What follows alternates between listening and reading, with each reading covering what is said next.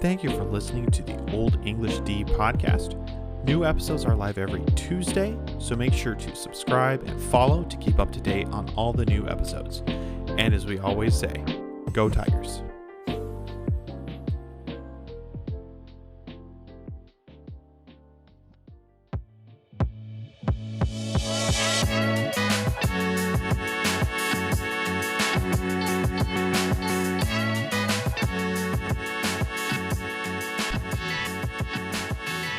What is up, everyone? Welcome to the Old English D, a Detroit Tigers podcast. I'm one of your hosts, Kasey.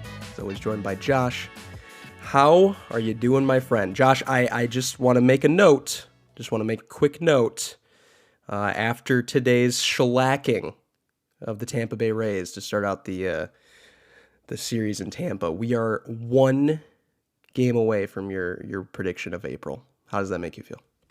You know, and I was going to say this for a little later in the podcast, but I think it's a good time to address it. We as Tigers fans need to chill out a little bit because... Is this going back to the Texas series? Is this what you're doing? Just in general. The Texas series is a good example of it, but everybody needs to relax. We still have a good chunk of games left here in April. A lot of things can still happen, and yeah, the baseball wasn't very pretty there for 2-3 weeks, but we're here.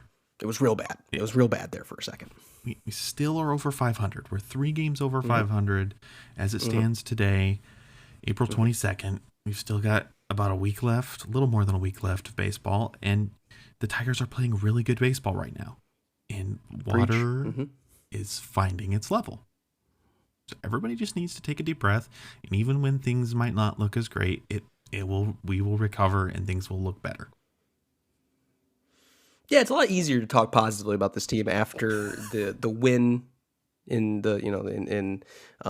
Minnesota, the couple wins we had in Minnesota. That Texas series, we were down bad for a little bit there. Lost the series in Texas, and now we're starting off the Rays series very, very well. We're very high on the vibes right now. Scooby went out and shoved, had some way better defense tonight, and of course the offense.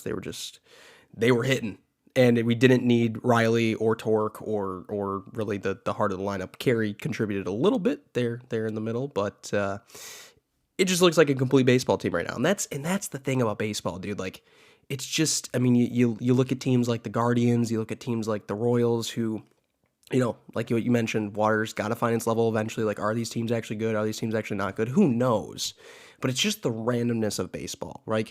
And we'll get into it a little bit, but like the 9 errors we had over however many games, it's like, what is that? Can you chalk that up to anything? Do you actually deduce anything from any of these things, or is it just purely happenstance that some of these things happen? I don't know. It's 162 games. We're over 500 in the 30 games in April so far. Well, so far in the 20 some odd games in April, but I'm saying there are 30 games in April. But it's feeling great to be a Tigers fan right now. But before we get into all of that, how was your weekend, buddy? I'm a little under the weather. I'm sure you can hear in my voice, and you know, still overcoming a little bit of a cold. Don't know what happened. Don't know where it comes from. Chalk it up to allergies. It's kind of that time of year. Who knows? But I felt it on Thursday. It was like Thursday night, or like right at the tail end of work on Thursday. I'm like, uh-oh. I can feel it. And like it's like a tickle in the back of my throat. I don't know if you get this. Do you get this situation where like you're about to be sick and you know you're about to be sick, and it's what, this next week is gonna be hell. Is that do you sympathize with this? Where are you at? This isn't to brag necessarily, but I don't get like sick like that very often. No. If I get sick, no, neither do I. Like, yeah, deathly ill. Or okay. I don't get sick. sick. So I mean, like, I'm not there, but I mean, I definitely have like a cough thing and like some nasally things, but like I'm not deathly sick. But I think because I don't get sick very often, when it comes, I know like when it's happening, I'm like, oh crap, yeah, I have to deal with this now. So doing a lot of pill popping. Got the Tylenol, got the ibuprofen. We're doing a little alternate because that's what they tell me to do, to get over things. I don't know if any of it actually works. But how was your weekend? I haven't talked to you in a bit. It's been good. It's been good. I've had a very busy last week, and it's going to be a very, very busy week this week as well. So the weekend was just kind of recharge, rest. I'm currently taking OSHA 30 for any of those who knows what that means, but it's basically becoming OSHA certified. That's the goal, and we'll see.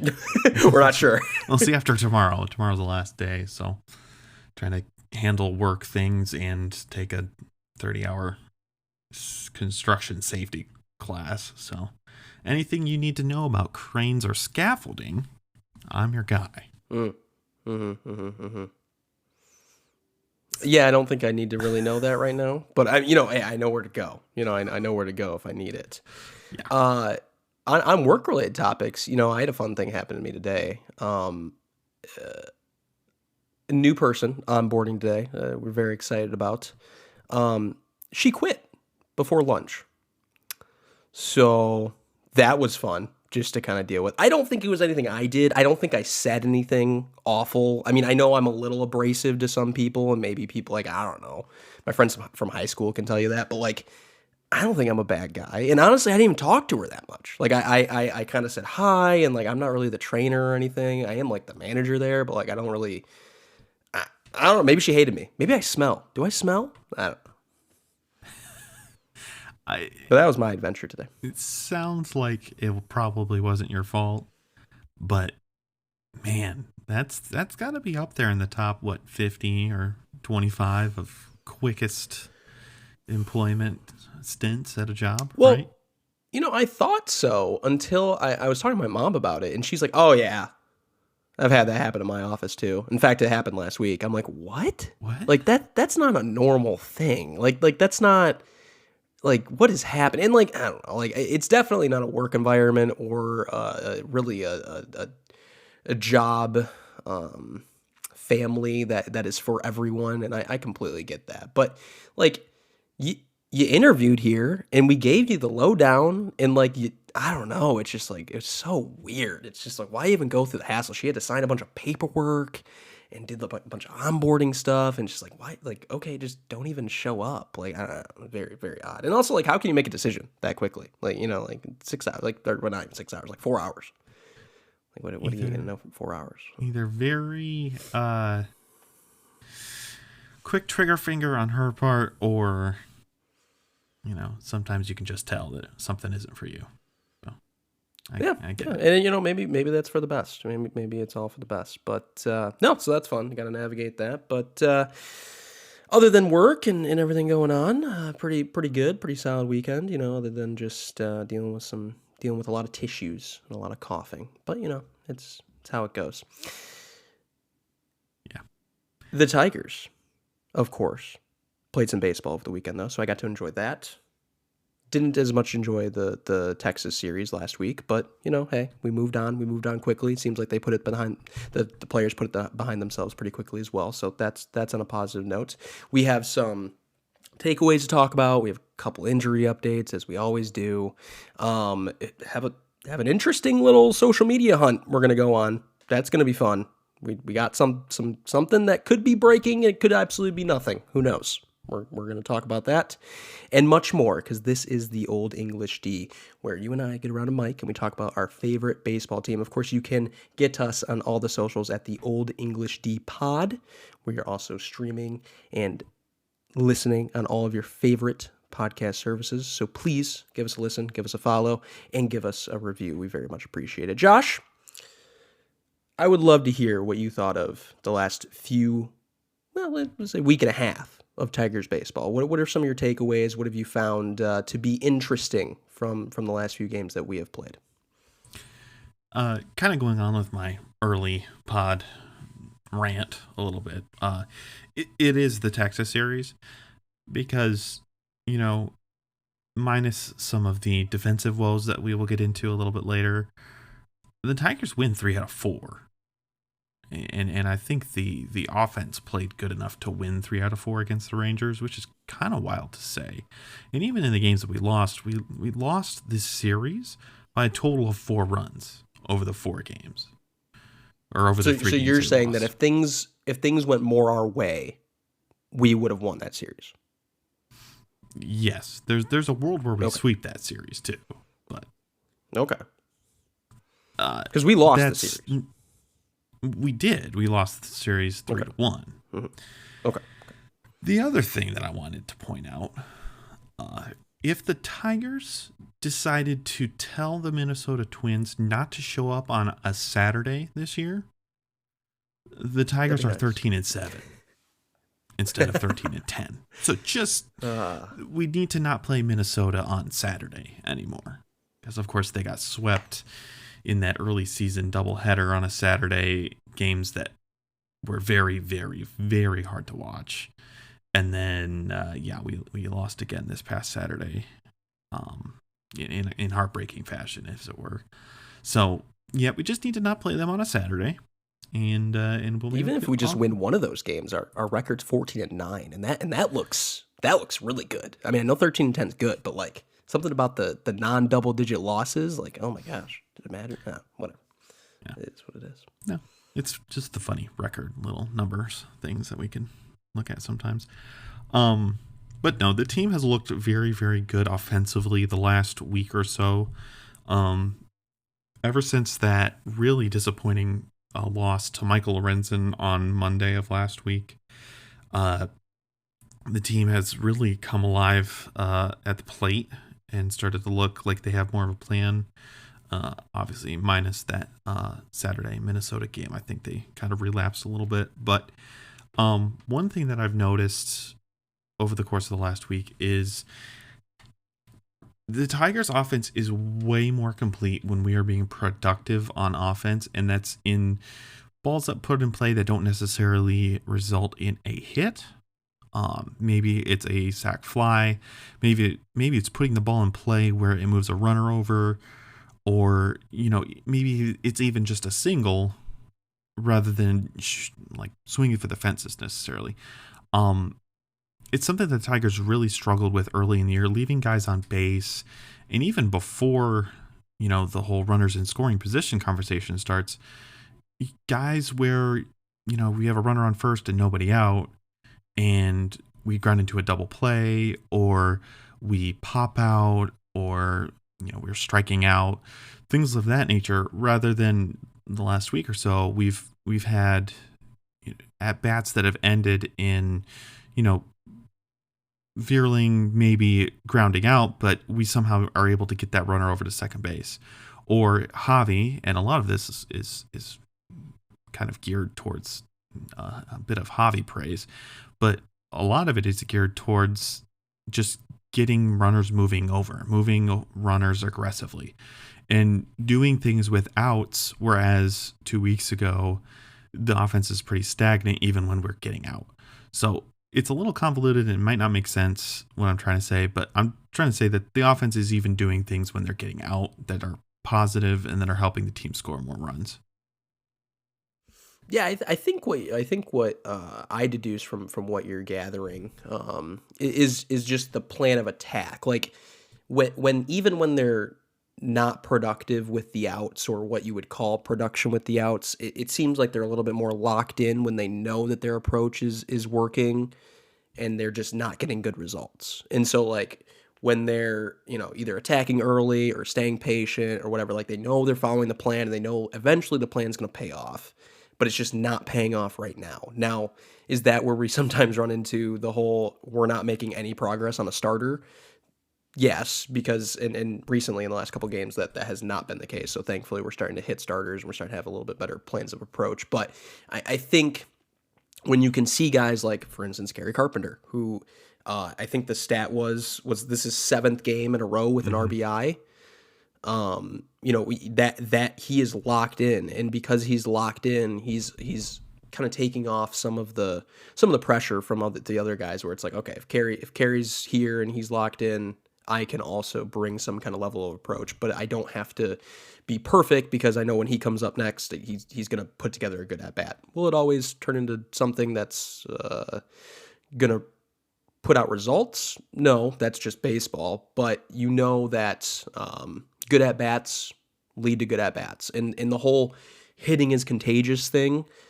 you can debate on that, whether that's true or not. It certainly feels like that all the time in baseball, but what really is contagious is good at bats. When other players are having good at bats and seeing the ball well, it typically means down through the lineup that you're also going to have good at bats. It means there's just good team communication. Whatever those conversations are in the dugout, whatever they see, whatever tips they may be talking about, it seems like there's good execution on some of those things. So no, I 100% know what you mean. It just seems like this team is a little bit more heads up with the offense right now.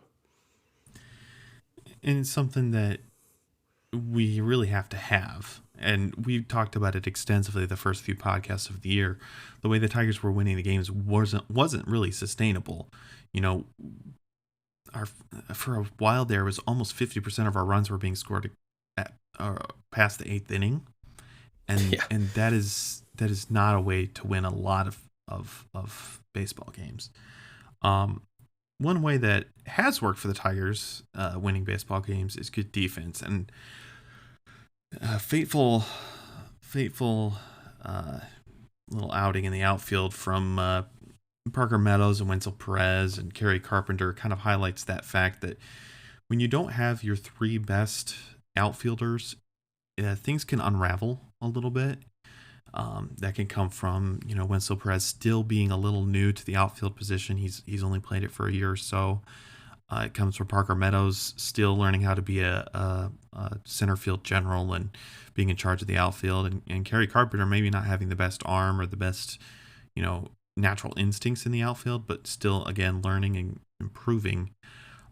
The guy that has really stabilized that for this team, and especially in the last week or so here is I was looking at the wrong name. Riley Green. Riley Green has had some very good outfield defense, and he's been the stabilizing force in this trio all year long. One thing I did want to point out, and this is no knock on Riley because he does so many good things in the outfield. Sometimes I feel like when he's going down the line to his right, when balls are hit down the line or in the corner or in foul territory that have been hit past third down the line, it really feels like sometimes he is very tentative and unsure of himself. And I think it's led this year to at least 2, maybe 3 extra bases to this point. And I'm awful with defensive metrics and defensive stats because I feel like there's so many of them out there and they're kind of a little bit convoluted. But one thing I think that kind of hurts him, Baseball Savant has a lot of stats when it comes to players and the jump that they get, the initial reaction they have towards the ball when it's put in play towards them. When that initial reaction happens, he's one of the best in baseball in the outfield in how that looks when he's, getting that first jump towards the ball. His first reaction is an average of 1.9 seconds. And that's top tier in all of baseball. But once you get past that initial jump, he ranks towards the bottom third of all outfielders in the routes he takes and just the decisions he makes when that ball is still coming towards him or coming at him. And that, I think, is kind of just plays out in how he reacts to some of these balls that get down the line.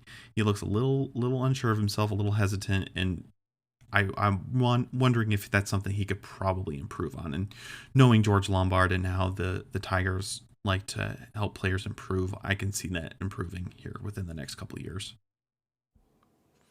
I think it goes to show how much good reaction time can make up for somewhat mediocre defense. Like it kind of goes back to what everyone talked about when Riley was drafted, which was he can not survive in the center field of a Major League Baseball team. Like that was the narrative on Riley Green. His bat will play, but he looks destined for a DH spot.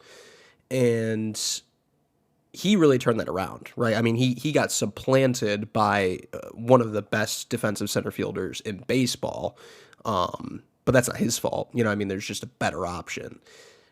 what he showed in center field is that he can actually hold his own, and a lot of that had to do with his reaction time and being able to make the right decision, make the right jump, make the right decision to leap.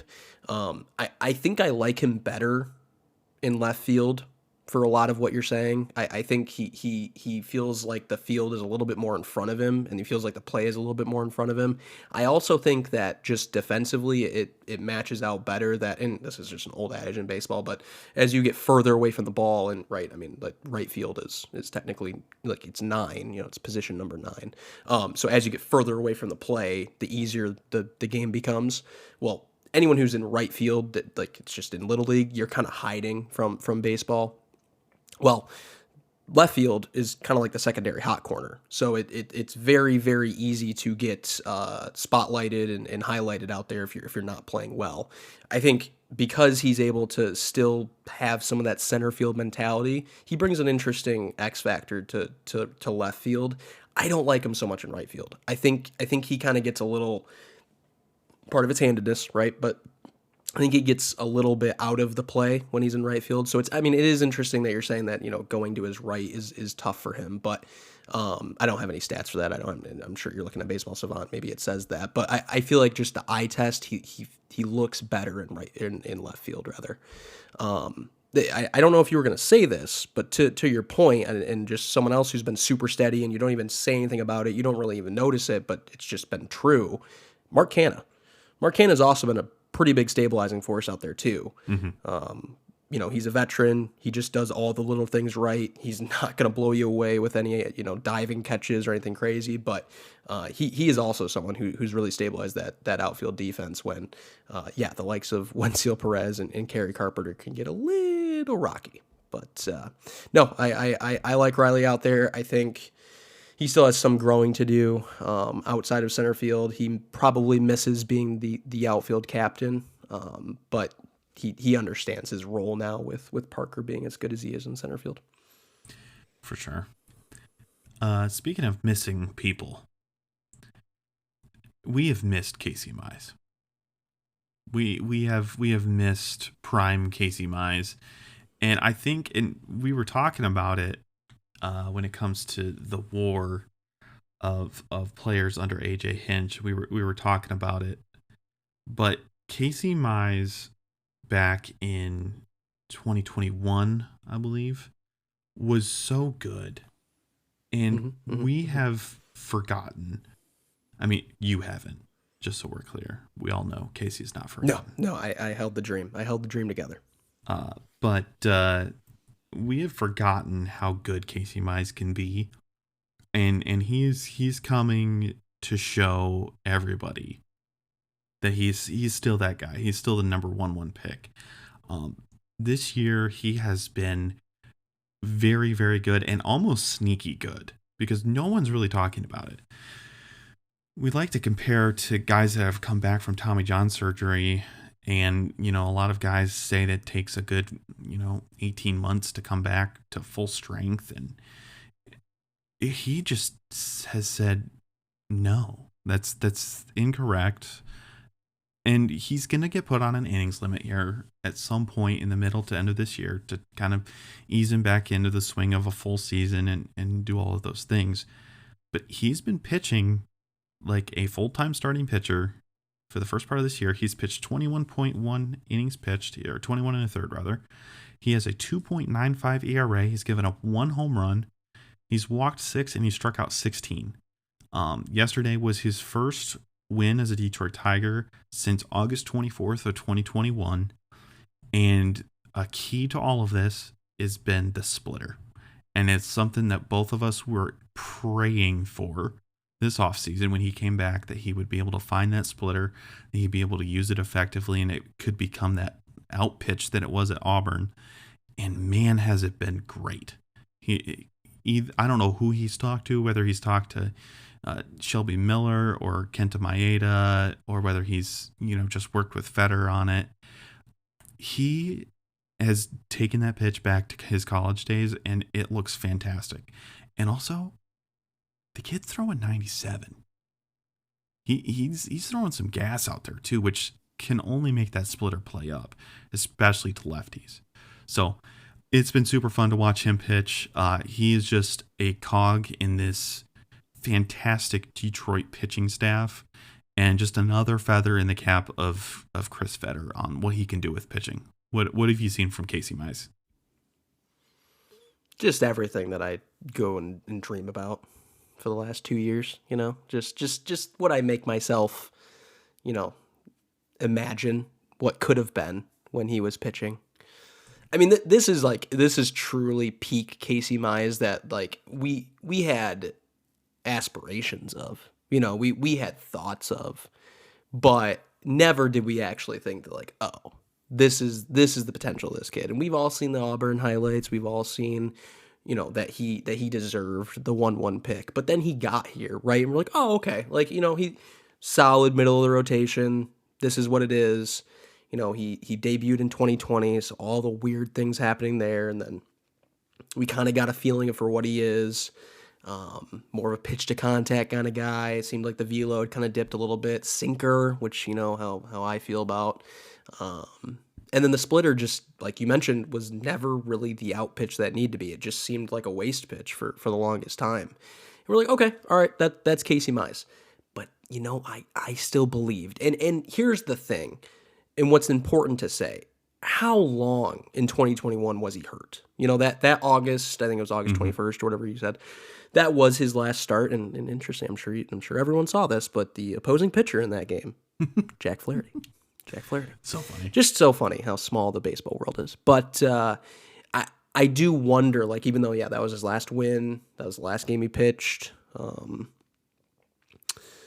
How long were these back injuries specifically nagging him and preventing him from really getting his delivery to the most efficient, effective place to be able to deliver a 97 mile per hour fastball, to be able to deliver, an 87 mile per hour splitter that drops off the table. If you're pitching even a little injured, and Scooble goes back and talks about this too, it messes everything up. And then you start favoring some things, and you start changing your mechanics just a little bit, and you find yourself in a rut. And when you do that, you start to overcompensate. You start to throw things that are really not your DNA. And then you have to go to a very, very dark place. There's a couple articles that I haven't read yet, but I want to read them. But just highlighting the dark place that Kasey Mize had to go because of these injuries. He is an A-plus competitor. That's all he wants to do is be out on that mound, help his team win, go and shove every fifth day. And he can't for 2 years. And just to imagine what it had to do to him, he probably visited the darkest places he's been, definitely in his professional career, maybe even in his life. And to come out of it, well, one, to live in it, right, and really deal with it, and then know that you're going to come back better, but then also just to be around the team. He didn't have to do that. I'm sure. Even back when Al Avila was still there, I'm sure Al encouraged him. Obviously, Scott encouraged him. AJ was probably always in his ear, hey, just come and hang around the team. You always have a spot. You always have a spot on the rail. There's always going to be guys that want to learn from you, want to talk to you. You're not a stranger. I'm sure that helped, but I'm sure on a lot of levels it really tore at his heartstrings of I just want to be out on the field. And now to see him, cross the horizon and overcome a lot of these demons, and you can just see it in the grit in his teeth, and when he's on the mound, especially on Sunday, the competitive spirit never died. And the Kasey that we're seeing is even better than the Kasey that we could have imagined, like you said, at 97. Every time that he pumps 97, I just automatically, everything that has been talked about right now about, pitchers pitching with too much intensity, all of the terrible things that are happening across baseball at such an epidemic rate of the arm injuries, and really any given injury, for a pitcher. it's truly scary. And so when I see, Kasey having a nice 7-mile-per-hour fastball and then backing it up with a splitter, I'm like, oh my God, you just got back. Like, let's just, but he seems fine. He seems like he's going to do it.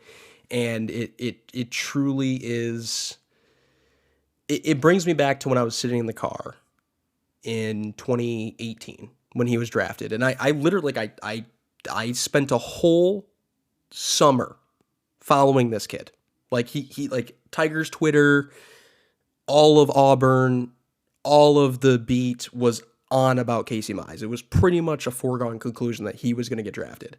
And even still, when his name was called, I had chills. And like, I'm be honest, a tear ran down my face. I'm like, this is what we need. Again, these were very dark times, and we still had darker times even still ahead of us. But this was the beginning of something that was better. And to see now the full culmination of that really brought me back to that, like, this is what we got. And yes, right now he's, number 5 in the rotation or whatever. Like, technically he's the one that's on the most hot seat, technically.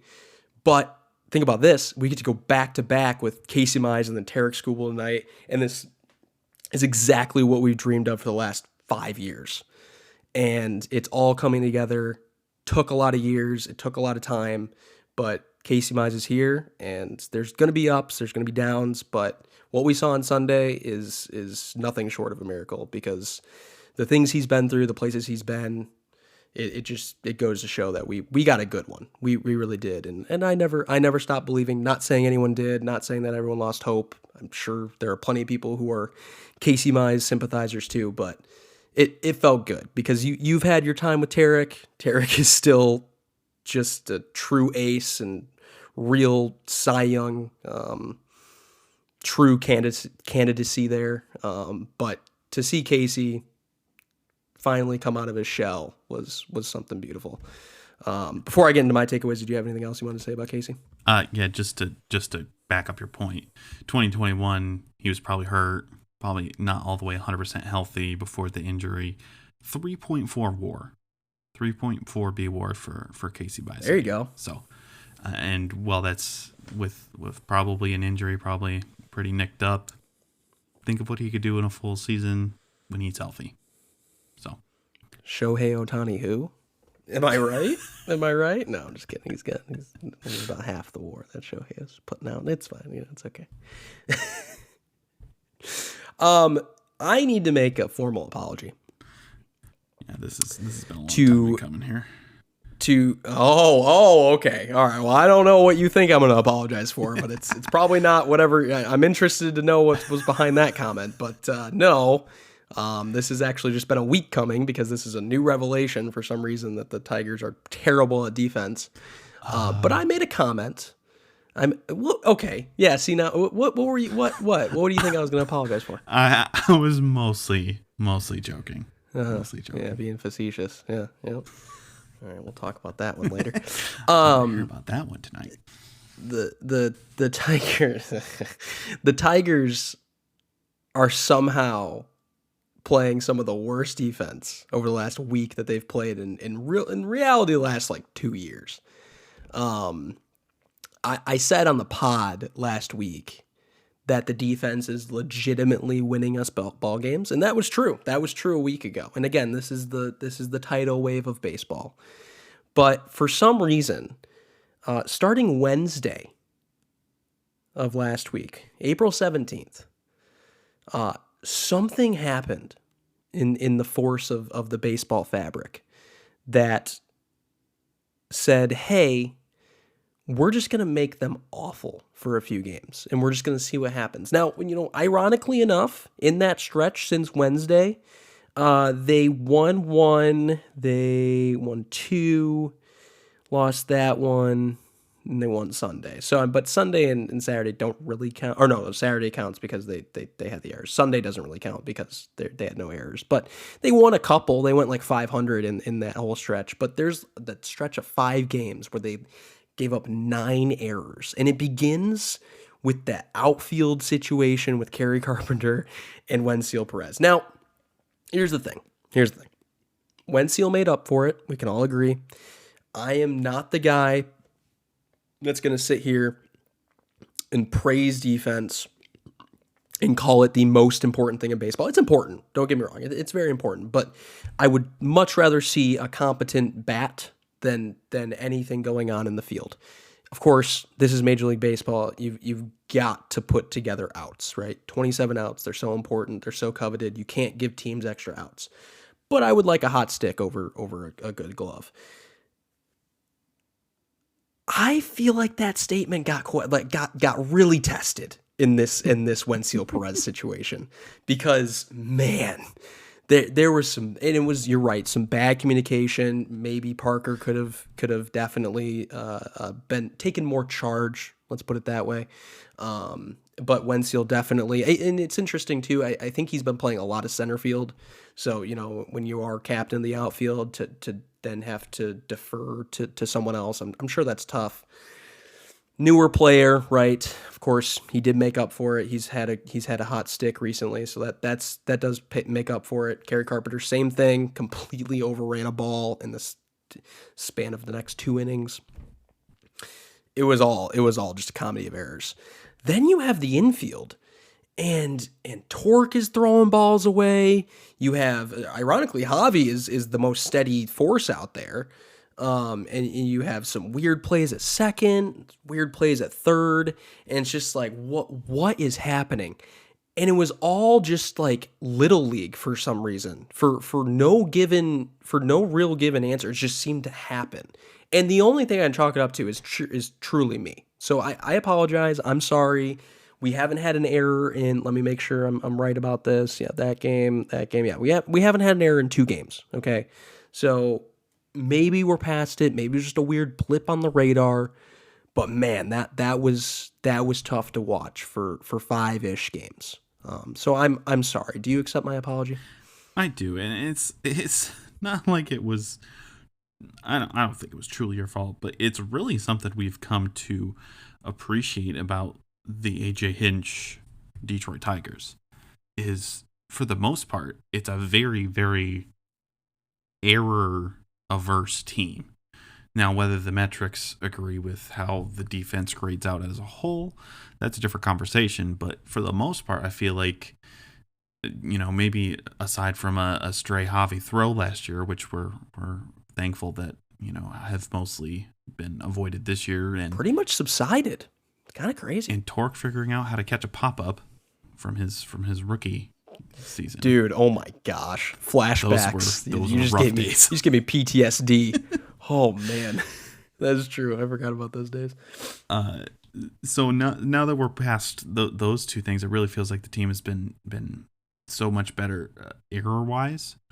The last few days have been very difficult to watch, and I'm not looking forward to it when my kids start playing, T-ball or whatever, because it's gonna be, I'm gonna want to call up AJ and be like, how in the world did you do that for a week in April back in 2023?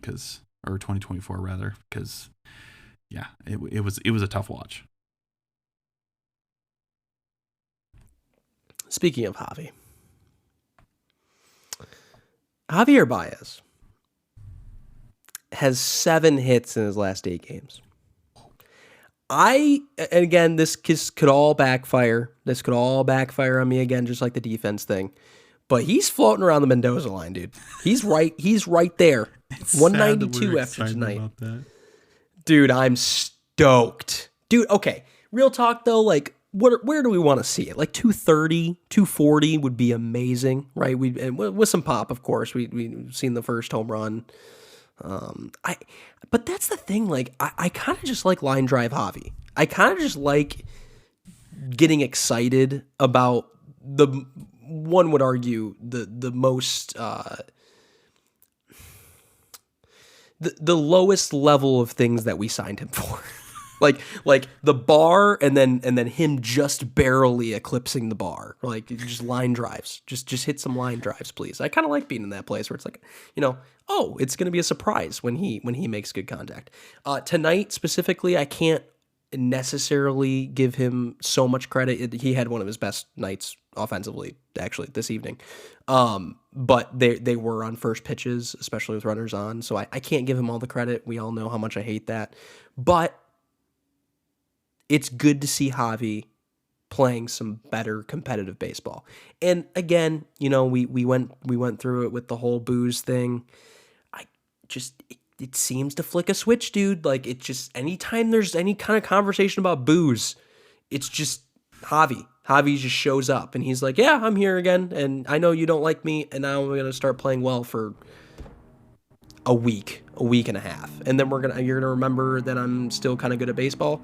And then I'm going to go and not hit a ball for another 2 weeks. And that's just kind of the Javi Baez experience. I'm used to it. I'm a Jordan Spieth fan when it comes to golf. Okay. Like, I have to live with this, and it just seems to be my lot in life that the players that I most like are the players that just are the roller coaster of emotions all of the time. To your point, though, it seems like the erratic throws and the random errors at shortstop, again, knock on wood, seem to be going away. And that's really positive to see. He's never been the one to let his offensive woes carry over to the defense. He's always been super steady, but like, oh man, even some of the highlights, dude. Like tonight he threw flat-footed, dude. Just okay, but can we talk about the double play? Mm-hmm. The glove flip double play to Colt Keith and Colt Keith with an awesome backup and playing some, fine defense himself. Like he is such a special player, and I know he always makes us want to pull our hair out when he's at the plate. The problem is too, dude, like, I know we talk about these sliders that he swings at. He's actually hitting some of them. And they're actually turning into hits. And it's like, I don't want to tell him to not do something if he truly thinks he can hit it, and then he does. And like, it's kind of, and it's definitely not as prevalent as one Vladimir Guerrero. But you look at footage of Vladimir Guerrero, of course, Vladdy Jr.'s dad, and you see some of the pitches that he would hit. Dude, we're talking literal feet out of the strike zone. Like, you wouldn't even think that your body could extend to some of these pitches. And you watch some of these and you're like, how do you even do that? And it's called being a good hitter. Like, it's just like your mechanics could completely break down. You could have zero approach at the plate, but you know how to make contact with the ball. And it just seems like sometimes Javi has that mentality. Is it all the time? No, not at all. And yes, he throws away a lot of at-bats, but he just needs to contribute just a little bit to make this team super fun, and he's doing that right now. And I think he likes the winning. He loves that we're above 500. He likes playing, competitive baseball. And this is the first team he really gets to do it for. And I'm glad for the last 2 weeks, he's showing up and he's doing something productive. What have you seen from our friend El Mago? To your point about the line drives, I think there is something to that, even a little more tangible than just, wanting the bare minimum from a guy that we're paying a lot of money. He has been such a spark on the base paths the last week. Great point. It made us forget how good of a base runner, how dynamic of a base runner he is, because he doesn't get on base that often. But to this point anyway. But did you see? Wait, that's so funny that you said. Did you see his quote about how he wants to steal more bases? Did you see that today? I didn't know. He said, someone, I think it was Johnny Kane. I don't know who it actually was, but I think it was Johnny. Johnny asked him, like, hey, like, don't you want to like steal more bases or whatever? He's like, yeah, I really want to, but I can't steal first. And like, I think what he was referencing was the fact that he can't get on base to steal the bases. But he did steal first once. But it's just, he's a funny guy. Yeah. I mean, just, I want to, I'm not trying to drag a whole negative point out into this, but I love it when Javi is happy and when he's having fun playing baseball. And the whole booze thing is might not be necessarily connected to that, but you can see when he is having fun playing baseball, and you can see it in the team. And it goes back to this whole point about, we're paying him a lot of money. Can he be a leader? And I don't think he necessarily needs to be the prototypical leader for this team. I think if he can play some good baseball and be himself and be this positive, happy, energetic Javi, I think that's perfect for what this team needs right now. And it's showing up the last week because I think without him performing well, I think we don't win as many games as we have recently. He's definitely been that spark plug for the team. Is he worth $100 million? I think so. You know, I don't know. I'm glad we're at a place where we're not talking about DFAing Javi Baez. You know, we're not talking about. It was getting close there. Well, right, but and again, it could all change at the turn of a switch. But he's hitting not even at the Mendoza line. Of course, the famous 200 mark in baseball. And we have much bigger fish to fry with this lineup than Javier Baez. So it's like, you know, any contribution you can do, and I mean, he turned an 0-2 count tonight into a 3-2 count. He still got out, but he hit the ball hard there at the last pitch, and he made a competitive at-bat out of something that completely wasn't. And so it's like, you're having good at-bats. When you do get on base, you're making a difference, and you're just a spark plug. You're just the dude. So, you know, Go do your thing, Javi. I'm totally okay with it. You're some would say magic. See what you Jack Flaherty. Oh, yeah. El Mago. You know, for somebody that don't know, that means magic in Spanish. The Jack Flaherty start was another interesting dive into our new acquisitions that we're still learning how to feel about. Of course, we have Kenta, who is going to pitch tomorrow. Yeah, we're kind of out on him right now. We'll see if he can put together a good start. We need to see better command out of him. His last start was actually, ironically, probably some of the worst, even though it necessarily what numbers wise wasn't all the worst that he's done, but he didn't have command of anything. But Jack Flaherty has been somewhat of an enigma so far. I love his presence, and I love that he's here. He just has such an interesting issue, and I don't really know how to fix it, but I think it's perfectly displayed in his last start. And it's something that I don't really understand, because I feel like act one of becoming a pitcher in the major leagues is being able to command your fastball. And he, for some reason, just can't do it. And maybe there's a few erratic fastball throwers. Like, don't get me wrong. Like, it's not like everyone throws strikes all of the time. But I feel like to make it in the major leagues, you have to at least have some kind of foundation built on some type of hard pitch. Doesn't mean that it has to be 99 miles an hour. Doesn't mean it even has to be 95 all the time. But there has to be some kind of pitch that you can throw basically 50% of the time, like most of the league, and say, this is what I'm going to throw when I'm in trouble. This is what I'm going to throw to get ahead, and this is how we're going to get done. He throws all that out the window. And it's so interesting. And really, so does Kenta to some degree, too, with his splitter. But it's even more pronounced with Jack Flaherty. So Jack Flaherty threw 97 pitches his last start on Friday. Do you want to venture a guess at how many of them were fastballs? A lot. No, not a lot. Actually, only a third were fastballs, which is markedly below what anyone would usually throw. So he threw 37 four-seam fastballs. Now, you throw in one sinker, so 38 hard things, but really, realistically, a sinker's pretty slow anyways, but let's just say 38, whatever. That is, again, closer to a third than it is a half, but, you know, if you want to round up a little bit, it's right in between. Do you know how many off-speed pitches he threw? You can figure it out pretty easily with the information I just told you, but I'm going to give you a hint. Way more. Mm-hmm. To the tune of 60. 34 sliders and 24 knuckle curveballs. That is completely pitching backwards. And I think he goes into games with the intention to throw the fastball and then just realize, okay, this is not working. And we saw it a lot with the start that he gave up all the runs and they chewed him up pretty early. He seems to really not be able to pitch off the fastball. Now, as you get deeper into the start, that's totally fine, right? You want, especially second time, third time through the order, you want to show them a different pitch. You want to show them different things. But his slider and his curveball are genuinely effective. And I'm not saying that he can't make a living of this.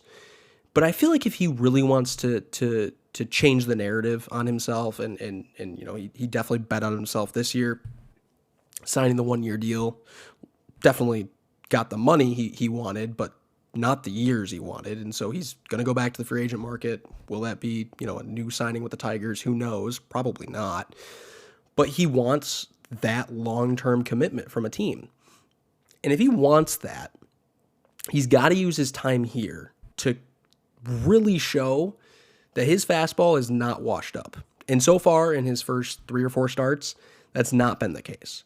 Now, again, he's still being an effective pitcher. His numbers are not going to jump out the page on you right now, but he's still pitched effectively.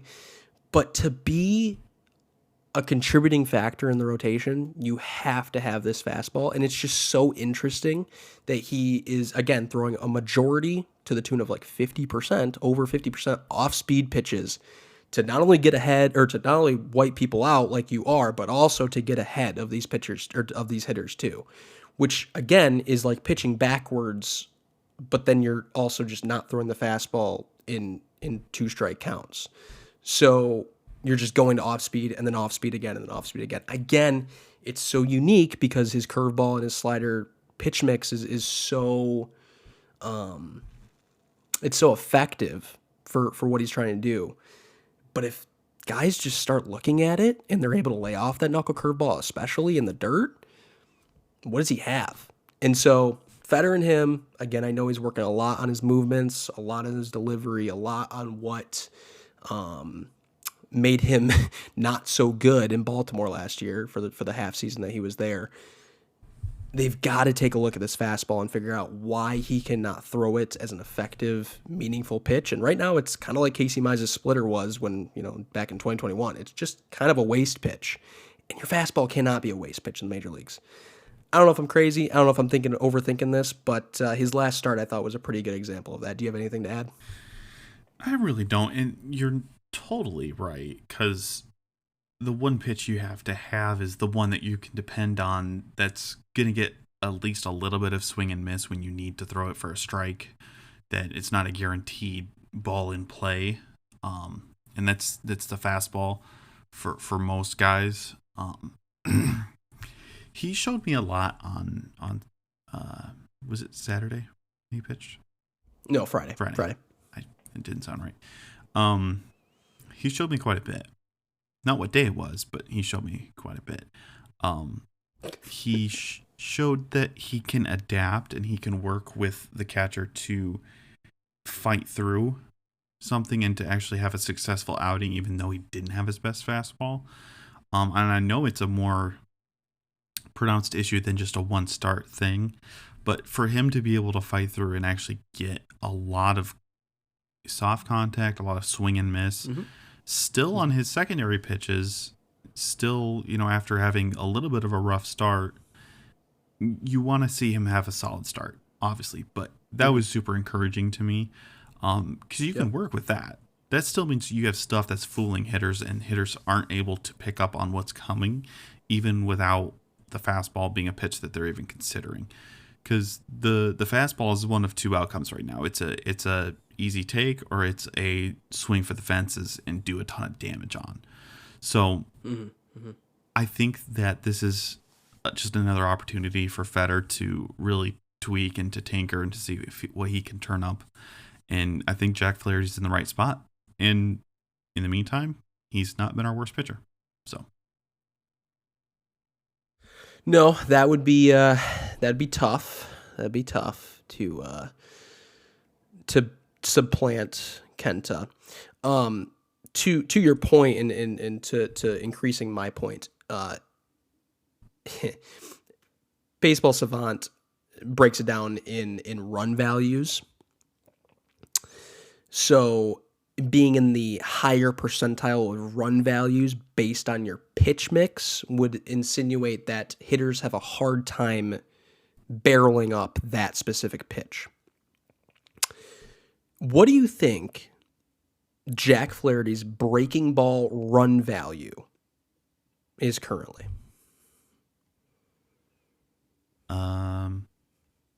Probably 3. Yeah, you're very close. 5.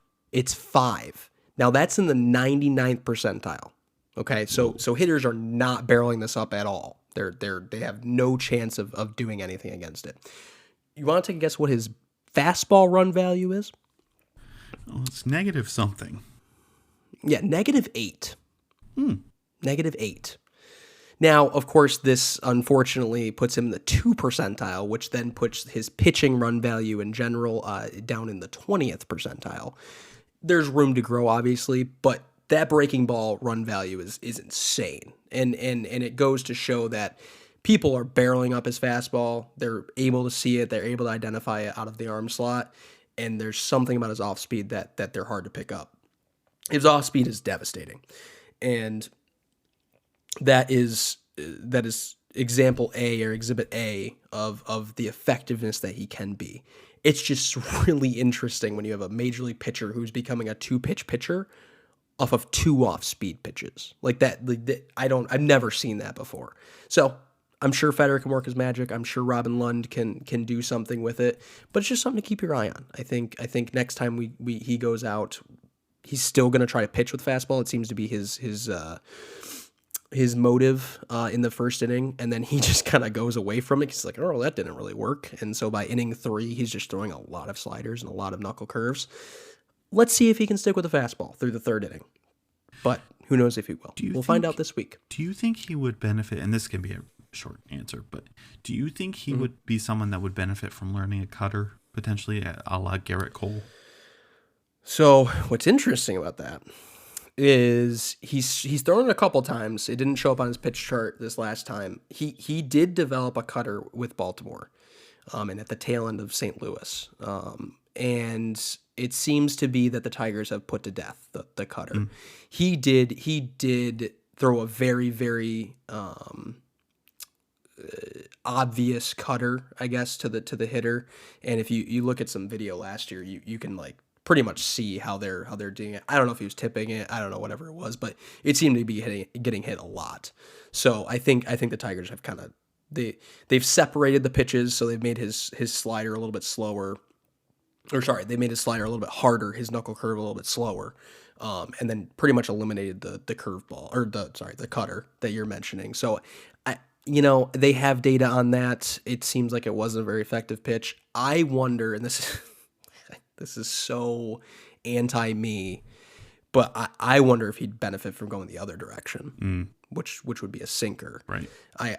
He throws like 1 or 2 a start, and he does have one that sits at like 91, 92, but just to get some weak contact, because it seems like anything he throws hard right now is just getting destroyed. So I wonder if they'll try to make him throw the sinker a little bit more. I don't love sinker ballers, but hey, if it gets outs, it gets outs, and we have a pretty good defense to be able to back him up. Just hit them all to Javi. I guess that's just the way it goes. Although, did you see Cole Key's leaping catch tonight? Yeah, he showed the hops. Cow. He's been very deceptively good defensively as well. Just got to figure out that bat. Had a good swing tonight. I know. Had a good swing. Splitter fooled him though. Yeah, he did not know what to do with that splitter. No idea. It's okay. He'll figure it out. Some unfortunate news on Gio Urshela. Grade 1 hamstring strain. He is on the 10-day IL. It happened in the Twin series. Seems like both AJ and him are optimistic. Gio is someone who's been injured pretty much almost every year of his career. And so, like you mentioned in your predictions, it was probably bound to happen. he also, the other side of that coin is he knows a lot of injuries, and he probably understands which ones are the bad ones and which ones are he's going to get over pretty quickly. So seems like it won't be too long. Maybe beginning of May, second week of May, we could see him again. We'll probably see Andy Ibanez sooner than that, but to make up for the roster spots, of course, while we all wanted Jace Young, again, here we go. It's not going to happen for a very long time if it happens at all this year. We go with the easier option. We go with the man who's already on the 40-man, Buddy Kennedy. And let me tell you, before we even get into baseball, what a name. What a name this kid has. Just a baseball name. Benetti went into the whole thing about the presidents, like the former presidents pitching and hitting against each other. I love that. Jackson versus Kennedy. You got Ford. There's probably a lot of them, right? But man, what a name. And then he actually contributed, right? He drew a pretty important walk in his pitch hit appearance. Dude can draw an at bat. That seems to be kind of the consensus on him. And then his first start, he goes yard. Did you hear the Mike Trout thing? Well, yeah, because he went to the same high school as Trout, right? Yeah. Yeah, did you hear what he gets to do now? He gets to, if I'm remembering the story right, doesn't he get to sit in Trout's deer stand now, or deer blind? Yeah, yep, that's exactly. Yeah, because Trout said either if you get 3 hits or if you hit a home run in your first start, I'll let you sit in the deer stand. And so I'm sure he's already called Trout, and I'm sure that hunting trip is already planned. But he may not be Mike Trout, but he's Buddy Kennedy, and we're very happy with Buddy Kennedy.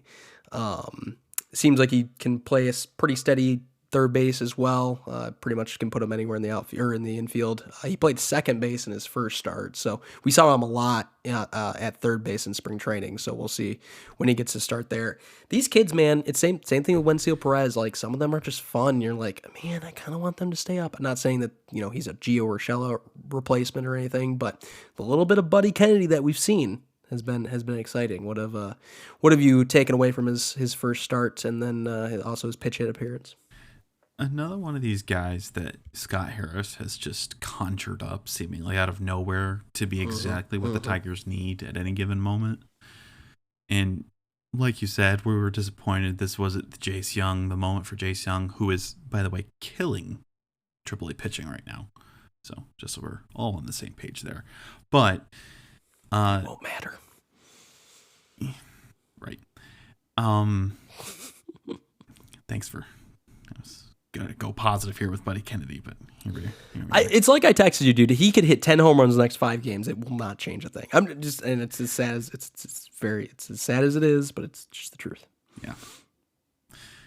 But we could get into roster moves, but they're gonna have a 40-man roster spot here momentarily. Sure. With the whole Gibson Long situation, but Buddy Kennedy. Guy that floated around, hadn't really had a great opportunity. I truly do hope that they figure out a way to get him an opportunity. It's going to really depend on, I think, the Andy Ibanez situation, how he does in his rehab starts, because I do think that is the competition to this point, because Gio has hit well enough in the early going to get that spot back. Unless Buddy Kennedy hits, like you said, 10 home runs in the next 5 games, I don't think that's changing either. But if Andy, doesn't show up very well in his rehab starts and Buddy continues to have solid at bats and hit, I think he has a chance, especially with Andy kind of having a slower start to the year. But one of these guys, very much like Andre Lipschitz last year, guy that comes up and makes us all hope for the Cinderella story, and then our dreams are dashed, and he ends up playing for the Tulsa Drillers. So who knows? He's with the Dodgers now, right? Yeah. Yep. That's their AAA team. If there's any team that's going to get the most out of him, it's the Dodgers organization. So, it's probably the best for him.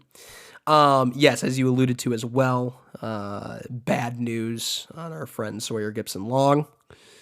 anytime you're getting second opinions, anytime you're going to quote unquote our doctors, it's never a good sign. So, like many could probably have predicted, Tommy John surgery is in Sawyer's future.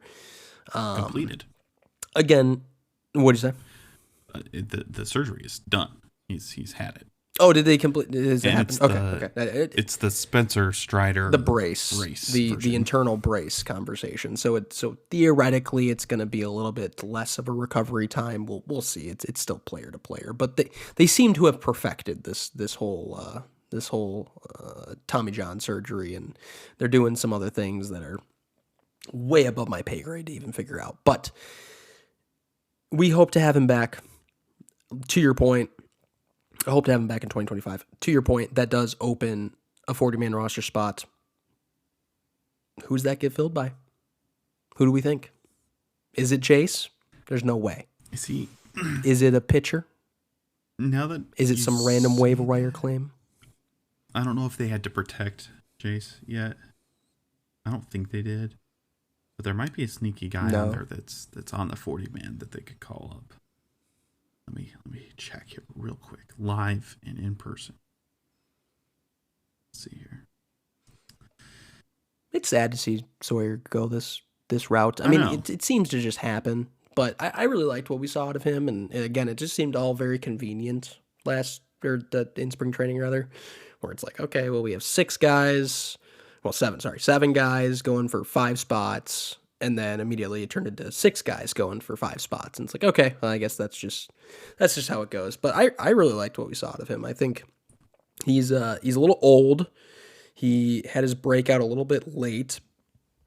To your cutter point, he developed a cutter that seemed to really change his career. And so, if he can come back in 2025, he'd still be sub 30. There could still be a really good pitcher in there. But I don't know. I think with the state of the pitching staff, he would still be in AAA right now anyways. So interesting note that came of this too, and I know you're looking up the 40-man thing, but the whole Wilmer Flores situation. Right. I know this caught you off guard as well, but there were a couple reports that because, so since Sawyer's now out, does that change anything for the AAA pitching staff? And everyone was like, no, it doesn't change anything. Bo Brisky's still going to pitch out of the bullpen, and Wilmer Flores is still going to pitch out of the bullpen. Well, that's news to me. I didn't know Wilmer was pitching out of the bullpen. I didn't know we completely gave up on him.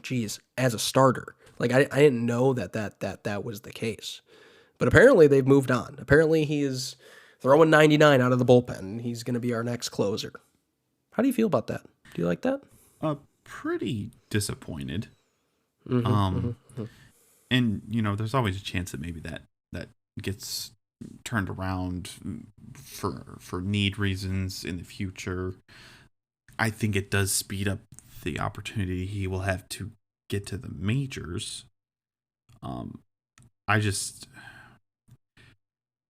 We were excited about him. We were pretty pumped about him, and it really feels pretty crazy how quickly those things can fade.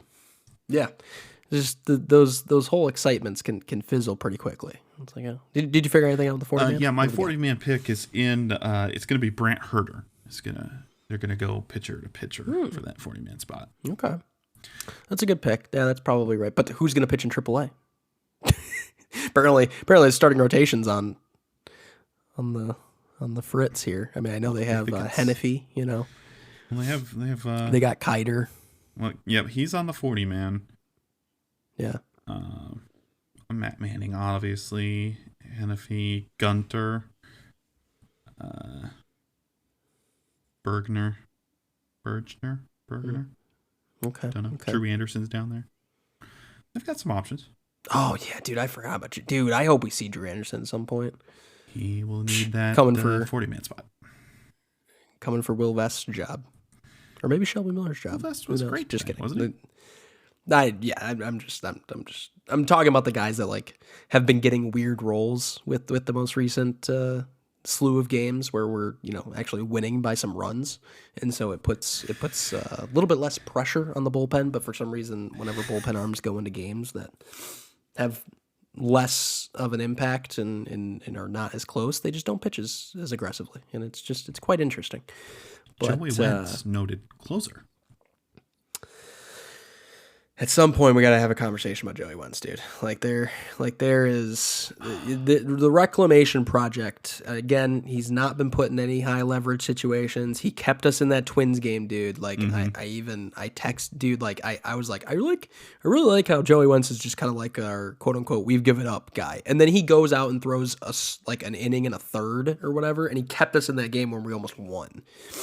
Of course, the defense let us down again, and one Parker Meadows swung at a pitch, his first pitch, I might add, with runners in scoring position. But he kept us in that game, and it's like, oh, there might be actually something here. His fastball surgery that they did on his fastball is paying off, and they did something similar with Kasey's too, where they got rid of the dead zone fastball, and they actually made it have some jump and have some ride. So. I'm not to the pitching point where, pitching ninja would be very proud. Yes, I'm not to the point with Joey that I'm ready to believe again necessarily. But a lot of his outings this year, I've been pleasantly surprised. And like you said, not a lot of high leverage, not a lot of intense moments. But I mean, his fastball's ticked up, like you said, and his off-speed stuff is fooling guys. And again, it could be the product of going to the bullpen. Maybe that's just what he is now, and that's just what he needs to be a productive major league pitcher. But it's been good. It's been good stuff. He got a little loose here in this game today against the Rays. He gave up a home run and a couple of weird base hits, but no, I think Shelby gave up the home run, but Shelby? Wentz gave up the couple base hits. Yeah, it was Shelby that gave up the home run. Sorry, yeah, no, that fine. game kind of it's melded okay. together a little bit. I guess that's what happens. It's not bad when we're not nervous, when I'm not hanging on every pitch for the first 3 weeks of the season, things things are a little fuzzy. Nice to have a chill ending to a game. Speaking of the pitching staff, real quick, let's just highlight just how good they've been. You have a couple stats right here that you wanted to mention. I just want to also say we're number 1 in bullpen ERA as a team, and in baseball, by the way. And that is nothing short of amazing. Just nothing short of amazing. I mean, we say it all the time. We need to say it even more. But Chris Fetter, Robin Lund, everyone who's responsible for all of the arms that are pitching on a daily basis need the most amount of applause. But even beyond the bullpen, we have the number 2 team ERA, below 3 at 284. We are tied for first in WHIP, which is hits and walks per innings pitched, just over 1. Number 1 in batting average against, just over 200. And reality sits in when you start to realize, oh, we actually have a good pitching staff, and they're actually grading out statistically fantastically. It's such a breath of fresh air when I was going to say Casey Mize, but really I was driving for Tarek Skubal. When Tarek Skubal can go out there, and besides his first inning, which was a little rough, but even still, you have the utmost confidence that even if a runner gets on first within the first few pitches of the inning without any outs, you still have confidence that he's going to be able to figure out how to not let that runner score. And we have not been in that position for the last, I don't even know how many years. And everyone's pitching with the most amount of confidence. Everyone's pitching with the best stuff that they could. We haven't even talked about Jason Foley. These guys are legit. And this is what goes to my point of, I don't know if all of them are going to last until June, but you can make an argument that we already have 3 legitimate starters that could be in the All-Star game. And then that's not even counting the bullpen staff. So I like what we're doing. They're the reason why I think that we could have legitimate all-star candidates and representatives in this year's All-Star game, and they're going to carry us for a long time when the offense makes us want to cry sometimes. What have you seen out of the pitching? Just to add to your whole All-Star snippet there, Riley Green is also top 5 in position player WAR right now. So just in the American League, just so everybody's on the same page. And he's not even really hitting the greatest. Exactly. He's, again, that defense is really helping as well. No, the pitching staff has just been so good and consistent. I mean, I can think of 3 games this year that the pitching staff did not keep us in appropriately. Oddly enough, I think all 3 of them were started by Kenta Maeda, unfortunately. Woof. But even that being said, for the team to have be the number 2 team in overall ERA and to have the best batting average against in all of baseball, that's wild.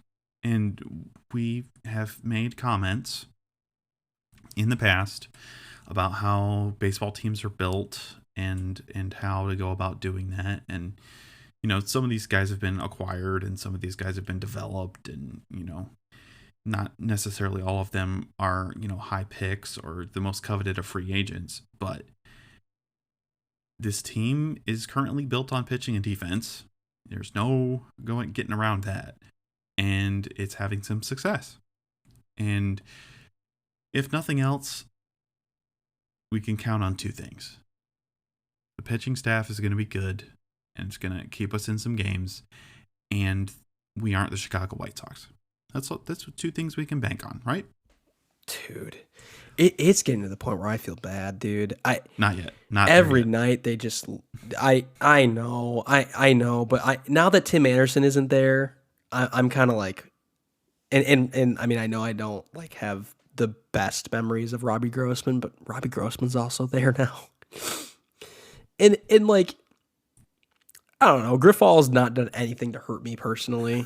I don't think he's like the best choice they could have gone with after La Rosa, but I think there's a lot of people you could have gone to that would have been better, but anything would be better than La Rosa. Yeah, I mean, obviously La Russa was a bad choice, but it got even worse when he was falling asleep in the dugout. I forgot about that. But you just see day in and day out that they're losing baseball games, and they're losing really badly. And it's just like, okay, all right, you can't win a division in April, but you can certainly lose it, and they've tried their hardest. So I don't like the White Sox. I never will, never have, but. It's getting to the point where I'm like, okay, it is what it is. It's fine. They can win a couple games, and I will not be upset about it. Now, the exact opposite is true of the Royals and the Guardians. Not to make a really happy point a little negative, but what's your take, and maybe what's your prediction on hashtag mystery injury creeping up for our boy Kenta Maeda? He pitches tomorrow. I think. I don't know, dude. Like, how long can they keep Matt Manning in the minors? That's really the biggest question. I need to look, and I meant to look that up when I had the stuff up for the 4th. Well, he hasn't pitched much in the minors. No, to be fair, he's had a couple spot starts. We've had a couple doubleheaders. Honestly, they're probably preparing for the next doubleheader to happen because that's April baseball. But I don't know if you're going to find many minor league stats for our boy Matt. I know he had a good opening day or whatever, but oh, look at that! Andrew Vasquez had a save. He's got a 2.61 ERA. Stop talking. The situation with Kenta needs to rectify itself pretty quickly. Just like the situation with Parker, and I know he hit a home run tonight. That's great. That's the sight for sore eyes. Just like the situation with Colt Keith, like these guys, yes, we're going to give them time to have growing pains and all these different things, but Kenta we signed to a 2-year contract, so we're not going to send him down. That's not what's going to happen. He's not going to go away. We're not going to release it. Like none of that stuff's going to happen.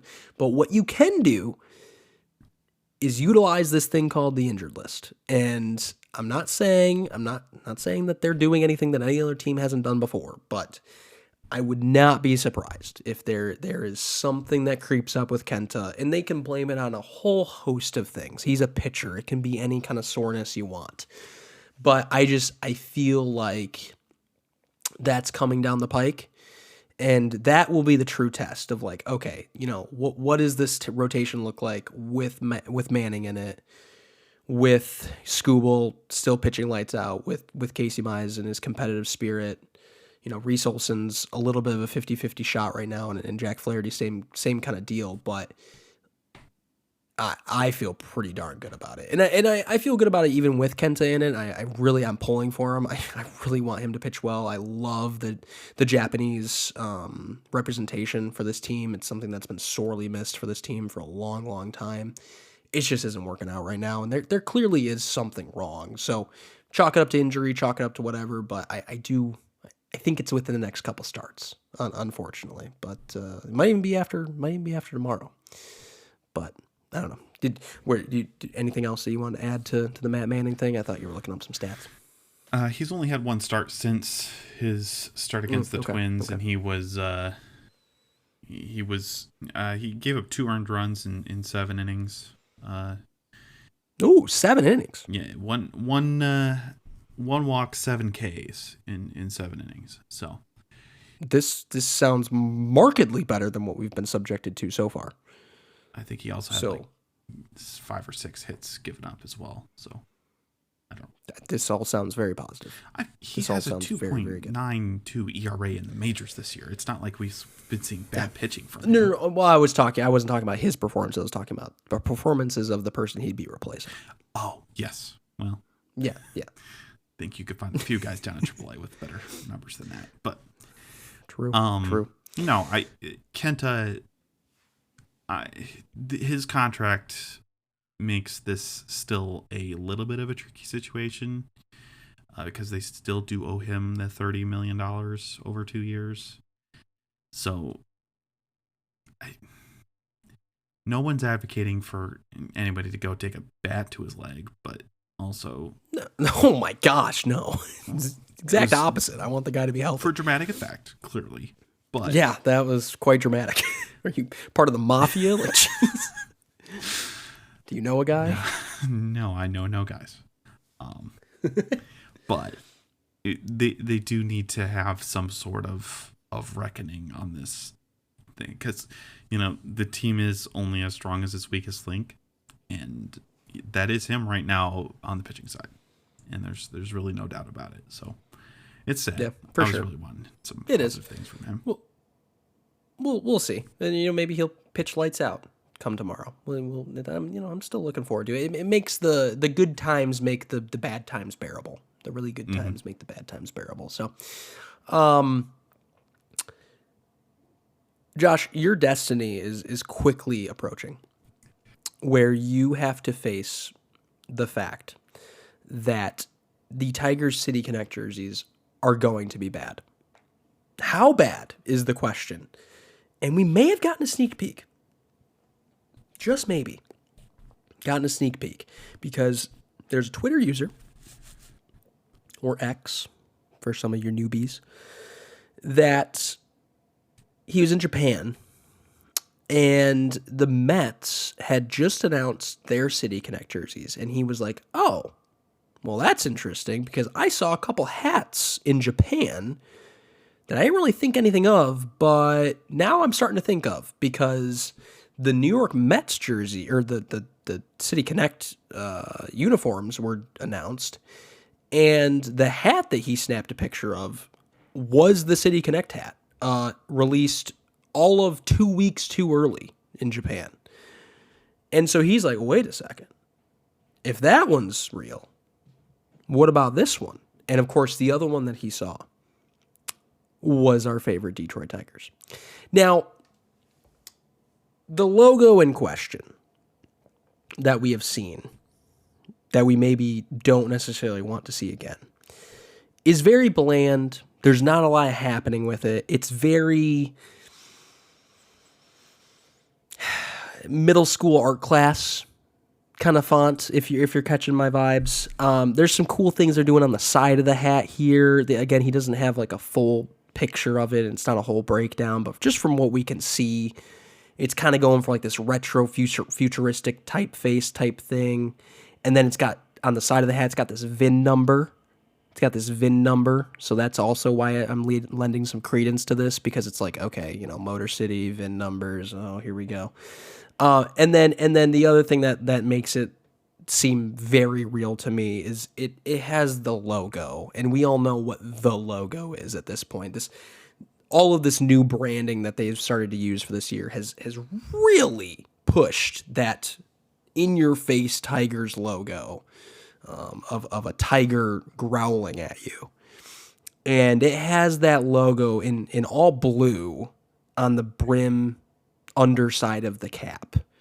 And at that point, once I saw that, I'm like, oh, this is real. This is it. So I think what we're looking at here is, in fact, the hat of the City Connect jerseys. I don't know if it's 100% true, but I'm with 98% certainty that this is what we're looking at.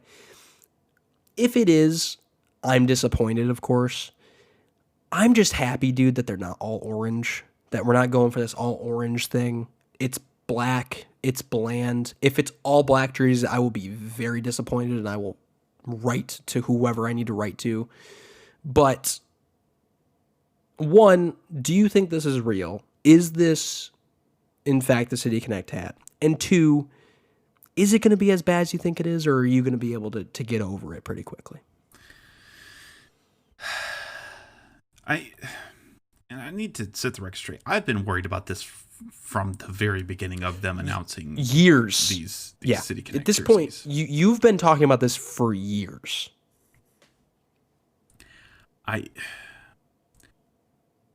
And the thing that I think that I'm trying to make myself understand, and maybe this is one of the stages of grief that I'm preemptively going through, but we as fans, we are going to complain about something about it, no matter what. No matter if it's the best thing that ever came up with ever. We are going to find something to complain about. So with that grain of salt in mind, this isn't the worst that they could do when it comes to the hats. It's boring. It's very boring. It's very boring. Bland. Very boring. I could create this in my MLB The Show, create a team type deal. Your Diamond Dynasty right here. Yes, I could go into the thing and make this uniform today. So, and that's never really what you want. You want, something, as our friend Big Country would say, we want something special. You want something major leagues. To be fair as well, we have not seen the jersey. So the jersey could be something completely crazy. And a black hat, as crazy as it sounds, leaves a lot of open possibilities. Now, if it's all black, I will be so mad. But the black hat leaves a lot of possibilities. You realize this is navy blue, right? The hat is okay. And see, I was going to ask you about that. This is black, is it not? You're saying this is navy blue? Yeah. And for anybody wondering, this is like for anybody wondering, I did retweet this on the podcast Twitter. So if you don't know what we're talking about, I will retweet it again when I post the episode. So if you want to take a look at what we're referring to, it will be on our Twitter or our X. I'm pretty sure this already has been talked about live on the pod, so I'm not gonna lose baseball fandom points by this. But this is exactly like the whole Yankees hats are blue situation. Like when I really learned that, I was way older than I wanted to be. Now I'm still of the camp of no, they're not blue. But okay, whatever. I guess this is navy blue. Navy blue hats still leave a lot of open possibilities. Yes. If this is blue, if this is black, whatever, still have potential to be fine. What I'm most concerned about is the typeface situation here. It's just how boring it is. It just says Detroit. The R has a little character to it, but that's it. Otherwise, it's pretty much. It's kind of Helvetica new. And for some of you that are familiar with typefaces, it pretty much looks like all caps Helvetica, And it's like, what are we like? This is really it? This is so that's what pauses me for concern. Let's see here. The numbers are supposed to mean something. It's supposed to. Yeah, all of the teams that are important. Yep. so 19, 48, and then 64, and then 86, and yeah, all the teams that have meant something in the past. So the thing that, sorry, 35, 45, 68, 84. The thing that gives me a bit of hope for this, and this is again probably me coping or bargaining or whatever the stage of grief it is that I'm thinking of. This blue on the underbrim of this hat is interesting to me, because that is a lighter blue. Mm-hmm. That is a App Store blue, if you will. Yeah. Mm-hmm. That leaves room for something creative here. It leaves room for something potentially interesting, and we've seen, that same almost color blue with the Phillies City Connect jerseys, but I keep reminding myself they could have put the Tigers in all orange and blue tiger stripes, even on the pants. They could have made it all one pajama looking thing. They could have done that, and I would not have been shocked. So it doesn't seem like it's going to be that. I do believe that this is that. Unfortunately, I would like to say that it's not, but with the credibility of this guy, with him getting the photos of the Mets hat, which is also boring as well, to be clear. I think that. Do you like their jerseys? I do. They paired it with the white pants, and that's all I was really wanting from that situation. Oh, they did? I guess I haven't seen the pants yet. They're white pants with the stripe down the side, which I kind of wish they were a little bit crazier with the purple. I did wish they went a little crazy. I like them. But the whole concrete jungle thing, I think, is a fair. Yeah, right. No, fair thing. 100%. Boring. Mediocre, but still okay. Yeah, boring for sure. All I care about is that no matter what, the Tigers City Connect jerseys will be better than the Washington Nationals City Connect jerseys, and that's all that really matters. Is that we're not going to have cherry blossoms all over our jerseys. And that's what's cool. Now, will they be as good as the new Phillies City Connect jerseys? No, because let me tell you, those are top 3 for me. I how mad am I making you right now?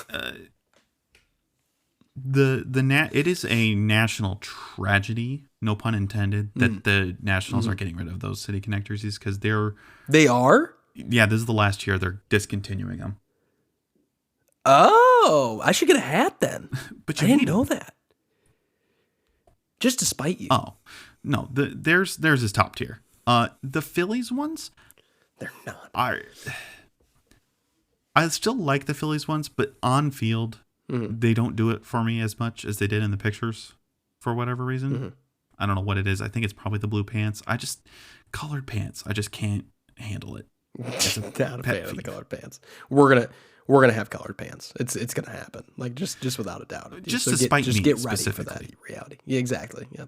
No, and here's the thing. I know I'm in the minority with the cherry blossoms. Everyone seems to love the cherry blossoms, and they actually seem to have meaningful. I mean, obviously they have meaningful importance to the community. But I've made this bet at this point, and while they have grown on me a bit, I still think they're bottom tier of the whole City Connect thing. But as a whole, I don't think the City Connect thing's really been a success. Like, we can have a whole narrative on this, and we can have a whole topic on this maybe once the Tigers are announced. And I think the Tigers are going to be one of the last teams to even announce theirs. But then, of course, the Yankees are not doing any. I don't think the A's are doing any because they are. For obvious reasons. There's the A's are? They're on the schedule. The ESPN article that I've been tracking. Yeah, but remember how the Yankees were going to be the only team who weren't going to do them? Now there's 2 teams that are not going to do them. Where is this narrative coming from? I've never heard this once. The narrative about the Yankees?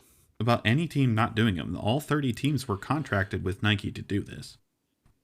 No, well, right, but the Yankees, to my knowledge, I'm 99% sure that the Yankees have backed out. They're not doing it. They're on this schedule of this article. Right. I know as that was the written whole thing. this spring. Right. I think they've backed out. I think there are two teams that have backed out, and I think again, like they are a part of the most recent now, line of teams that were gonna do it, but then these teams backed out. I don't know. Please fact check me. I want to be wrong, but I don't think the Yankees are doing it, and I think there's another team in there. I think it's the A's, mostly because the A's don't have a city to connect to. So, See, the A's make sense for what you just said. The whole connect thing. The Yankees not having them pretentious as all get out. Oh yeah. If the Tigers are getting it's one, if the White Sox are getting one, the Red Sox are getting one. Red Sox one of the first. I mean, it's the same thing as having no last name on the back of your jersey. Yeah, but there's some other. It's the same exact teams that do that too. It's the same exact thing. No, but like it's the Yankees. Okay, well, chalk it up to same not having facial hair, and I know there's a couple other teams that do that too, but they are pretentious, and they will always be pretentious. But also, whether we like it or not, they are the face of the MLB. Like, no ifs, ands, or buts about it. Maybe the Dodgers are a little bit now. Okay, but even so, dude, to like team to us because we're in it, but. Yes, Shohei Ohtani is a difference maker, but the Yankees are still that team, and they don't want to do anything to ruin that, kind of respect it. I wish the Tigers wouldn't do one. I truly wish the Tigers would not do a City Connect jersey. I love that we're classic. I love that we've been, well, I know we changed the font of the D on the jersey a few years ago, but that's been the only change we've made in however many years, and it's crazy. There's just so much history there, and you have so much potential to screw this up. And looking at this hat, they probably have screwed it up. And it's just like, why even go through with it? If you're just going to discontinue it in 2 years, why do it? But yeah, I don't know. We'll see. Hopefully, maybe we'll be pleasantly surprised. Well, the Dodgers are also getting a second one because their first ones were so bad. So they could also write those off as just like, because they're the Los Dodgers, right? That was their City Connects. Mm-hmm. Yeah. I mean, like, they could just write that off as like, oh, it's Hispanic night or something. You know what I mean? Like, it's like when the Tigers did the Tigres things, which they also slowly stopped doing, which is interesting. Yeah. I don't know. Interesting. I would like to be wrong about this. I know you'd like to be wrong about this, but I don't think we're going to be wrong. I just don't think we're going to be wrong. We have a series to finish up with the Rays. Then we're back home for a real homestand this time. And let me tell you, if we couldn't end April any more interestingly, we're playing the Royals. Oh man, I'm so nervous for this weekend, dude. I'm so nervous. I don't even really like. I think we're gonna win the Tampa series. Great start tonight. Very excited about that. I am so nervous for Kansas City. Here's my question to you. Your whole thing about Kansas City, and to be fair, the Guardians more so. Once they play us, is that when it becomes real for you? Like, are we enough of a team, quote unquote, for them to have some kind of competitive marks against and say, okay, they can beat real baseball teams? And not saying that they are going to win or aren't going to win, but like, is Kansas City real to you yet? Have they done anything that shows that they're real? Well, they got kind of put in their place by the Blue Jays tonight. And like I've said, they've won. Sure, they did. A majority of their games that they've won have been against the White Sox and the A's. And, well, we both agree that the A's are not quite as bad as they were advertised to me, and Zach Geloff is a menace. I don't know. It's such a long season, and to make such a ringing proclamation about a team in April because they got hot against two teams, and even if they have a good series against the Tigers, the A's also beat the Tigers in a series in Comerica Park. It was destined to happen. Yeah. Mm-hmm. So no, the first series against either one of the Guardians or Royals will not change my opinion on them as a team. Now, if we want to talk about the last do you series think we have win the against series? them, what's that? I was just. Do you think they win the series? I think Kenta Maeda is not going to be pitching, so probably we win. Oh my gosh. Jeez. Coming down hard on our boy Kenta. What do you want for me to say? That's our main liability. You're supposed to be Mr. Optimistic. You're supposed to be optimistic. Am. You're supposed to be able to say, "Oh, Kenta."